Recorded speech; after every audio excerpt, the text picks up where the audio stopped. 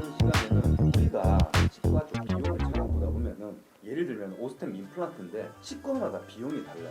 그게 궁금했거든요. 예를 들면 임플란트를 홍보하고 있는 가격만 보고 선택을 많이들 하는 것 때문에 저는 개인적으로 이런 것 때문에 지금 치과 업계가 하향 평준화 될 수도 있지 않을까라는 우려가 되고 있어요. 저 예를 들어서 보면은 오스템을 싸게 30몇만 원, 뭐 50만 원, 100만 원 이렇게 한다고 봅시다. 그럼 이게 가격이 이제 왜 다를까? 일단은 첫 번째로 사람들이 착각을 하는 게 임플란트는 세 단계로 구성이 돼요. 임플란트를 심는 픽스처가 있고 위에 보철이 있어요. 뭐 보철 상부 크라운 있고 그럼 크라운과 임플란트를 연결하는 어버트먼트라는 게 있어요. 이 세 가지로 구성이 돼요. 그러면은 당연히 임플란트만 심어놓고 보철이 안 올라가면은 땅에 심을 수가 없잖아요. 세 개를 모두 생각을 해야 하는 거예요. 그런데 많은 사람들이 생각하는 오스템 얼마 이런 게 사실은 픽스처는 오스템인데 또 어버트는 어떤 걸 쓰는지 그러면 크라운은 어떤 재료를 쓰는지 사람들이 이거에 대해서는 별로 관심을 안 가지거든요. 자, 그런데 어버트먼트도 종류가 많아요. 저희 병원 같은 경우는 오스템에서 나오는 정품 오스템 어버트먼트를 써요. 결국은 그렇게 해야 오래 쓰는 보철물을 만드는 거예요. 그럼 예를 들어서 다른데 오스템 쓰는 데서 좀 어버트먼트도 오스템 쓴다는 얘기가 아닐까요? 제가 알기로 많지 않습니다. 왜냐면은 환자들이 관심 가지는 게 이 픽스처만 관심 가지지 어버트를 뭘 쓰는지를 관심이 없잖아요. 아마 제 생각에는 병원에서 상담해 주시는 분도 어버트먼트가 어떤 회사 걸 쓰는지도 모르는 분들도 저는 많을 거라고 생각을 합니다. 그만큼 사실은 어버트먼트 중요해요. 안 좋은 어버트를 쓰게 되면 나사 풀림도 많고 이 픽스처도 문제가 되는 경우들도 많거든요. 자, 크라운도 당연히 지르코니아를 안 쓰는 병원은 저는 거의 없다고 봅니다. 근데 이제 지르코니아도 다 차이가 나요.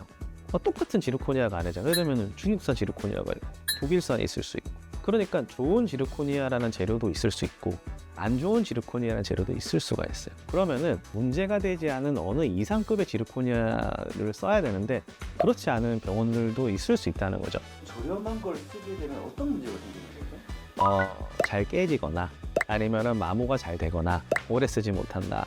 자, 그런데 그게 다들 그렇게 생각하시지만 실제로는 대부분의 치과는 좀 구분이 되어 있어요. 치과 진료를 하는 쪽이 있고 보철을 만드는 영역이 있고 이 만드는 영역을 보통 기공소라고 얘기를 하죠.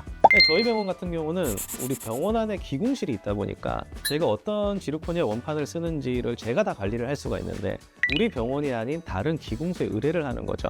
지르코니아로 보철을 한다. 그러면은 여기서는 어떤 원판을 쓰는지 대부분의 원장은 관심이 없습니다. 이 원장이 전화를 해서 기공소에서 어떤 원판을 씁니까? 최소 이런 기공소를 찾아서 하는 원장도 있지만 대부분은 그게 아니라 얼마의 가격으로 해줄 수 있어요? 를 물어보고 저렴한 곳을 당연히 선택을 하겠죠. 실제로 가격을 결정하는 데는 재료의 차이보다는 다른 것들에 더 큰 의미가 있다고 봐요. 이제 기술적인 부분. 당연히 의료는 공산품이 아니에요. 찍어내는 어떤 오스템 픽스처 이건 공산품이죠. 그 의료 행위에 들어가는 기술이 있어요.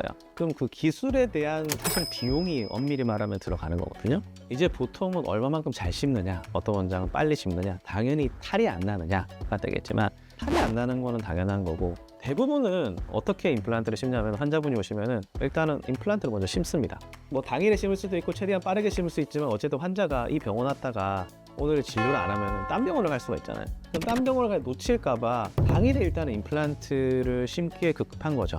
자, 그러면은 이렇게 임플란트를 심고 보철을 올리는 방식을 우리들 용어는 뭐라고 하냐면 이제 버튼업 방식이라고 해요. 그러면은 임플란트를 심어놓고 그 위에 머리가 들어가는 거죠. 자, 이게 뭐 나쁘다라는 건 아닌데 그러면은 사실 임플란트가 심어진 대로 보철을 만들 수밖에 없어요. 그런데 실제로 이 보철을 장기적으로 쓰기 위해서는 각도도 중요하거든요. 임플란트 깊이라든지 아니면 임플란트 각도라든지 뭐 이런 것들이 잘 고려가 되어야지만 임플란트는 장기적으로 유지가 될 수 있는데 그게 충분히 고려한 채로 이게 임플란트가 심어졌느냐 저는 이것도 봐야 된다고 생각을 합니다. 그래서 저희 병원에서는 어떻게 하냐면은 이제 탑다운 방식으로 그게 무슨 말이냐면 보철을 먼저 디자인을 해놓고 거기에 맞게끔 임플란트를 심어요. 이때 고려하는 거는 많아요. 장기적으로 픽스처가 노출되지 않는다든지 아니면 깊이라든지 각도라든지도 고려를 해야 되고 보철물 형태가 어떤 형태가 되어야지만 환자가 씹는데 좋고 음식물 끼임도 적어서 이런 보철이 좋겠다 디자인을 먼저 해놓고 그 디자인을 한 상태에서 임플란트를 심는 거죠. 그런데 또 많은 부분을 차지하는 부분이 사실 굉장히 기본적인 대학병원 임플란트는 왜 비싸고 일반 의원 임플란트는 왜 저렴한가요? 그러니까 물론 인건비 항목도 있지만 이게 뭐가 있냐면은 감염 관리를 어떻게 하냐면 예를 들어서 핸드피스, 그 치과 가면 윙 소리 나는 거 있으시잖아요.